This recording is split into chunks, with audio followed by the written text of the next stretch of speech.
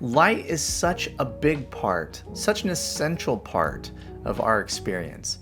If we create light in our paintings, we can evoke emotions or memories. Creating light in your work takes it to another level. That's what I'm going to teach today, how to create light in 3 steps. Let's take a look.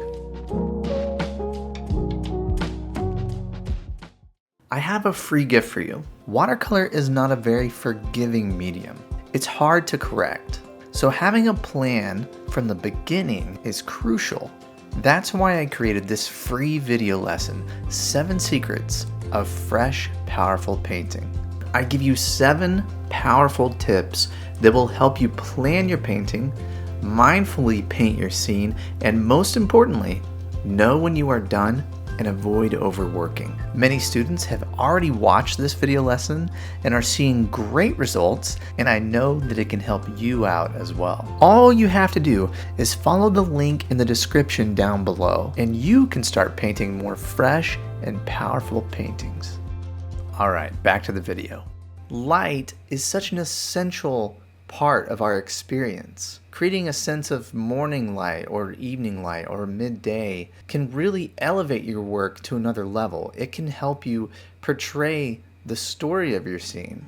And when we can do that accurately, we tap into something that goes beyond the picture that's on our paper. Let's talk about values for a minute, because values are the #1 tool that we have to create a sense of light. So what are values? Values are simply how light or how dark something is. And when we think about values in our painting, we want to think about how that light or darkness interacts with each other. If you don't include color, but your values are accurate, you can still convey the same message. You can still convey the same powerful sense of light in your work. Values are key to painting light. So if we can paint our values correctly, that will translate into light in our painting. That is where my 3 steps come into play. I'm going to use this painting of an old truck as an example. So let's walk through this painting step by step. Because we paint in reverse in watercolor, usually from light to dark, we have to keep that feeling of light, that sense of light, in the front of our minds throughout the whole process. So the first thing we do in phase 1, before you even draw the scene, is you think about what is the brightest part of the scene. Okay, so after we figure that out, we draw out our scene, and then we want to paint the first wash of our scene. And in this phase is where we are looking at all the colors around the scene and their lightest values. So in the first wash of the painting, I'm getting the paper wet on both sides, and I'm letting these colors, these light values, just flow from one to the other. I'm not thinking at all about hard edges or details. I'm simply taking away the white of the paper, unless there's a very specific area that we want to leave white. We want to use that as our brightest value. In this case, I'm covering up all of my paper, and we're seeing some warmer colors, some cooler colors. We're seeing the light hitting the grass here, very vibrant, warm green colors. But what I'm not doing is I'm not jumping ahead and painting middle values yet, and I'm not painting my darks yet.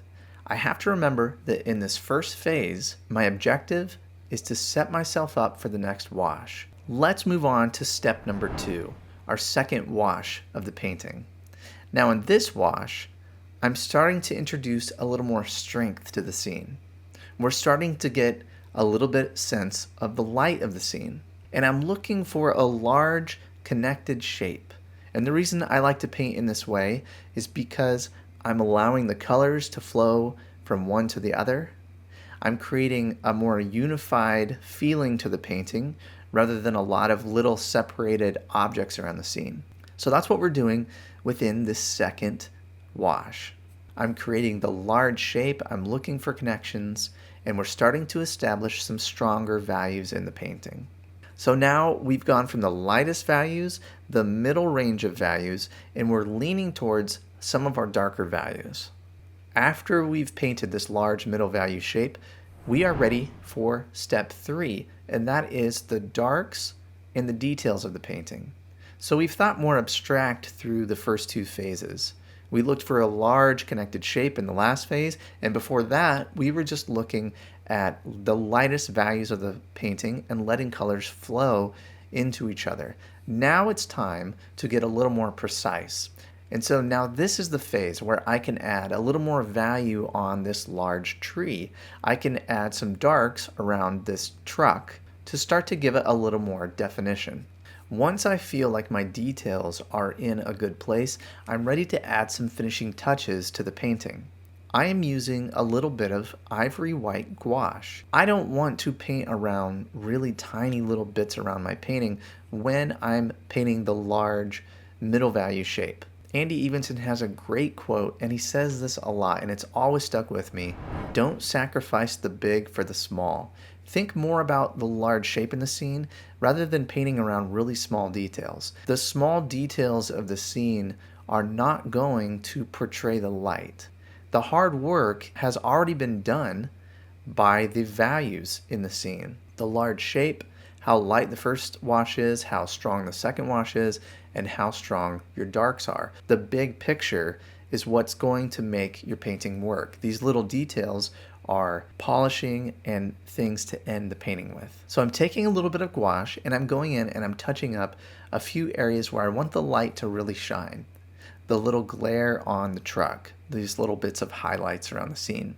So at this stage, we are putting in the finishing touches, the last details of the scene. Because we kept the light in mind from the start, you know your painting is already going to work in that sense. The values are working. The light is being portrayed in the scene. Remember the goal of each phase of the painting. Wash number 1, we're removing the light of the paper. We're looking at local colors. We're letting colors flow together on the paper. Wash number 2, we're looking for the large connected shape. And phase 3 is the fine details of the scene, little bits of detail and polishing that is needed to finish the painting. If you can follow this recipe, if you can keep this in mind, you will create more believable light in your paintings. And we've talked about why this is so important. This is what makes your paintings work. Paying attention to these large shapes, remembering the plan, and staying on track throughout the process. I hope you can put this into practice and that you will see a difference in your paintings. If there's a subject you would like me to make a video about, leave that in a comment below. I would love to hear from you. Thank you for spending time with me here today.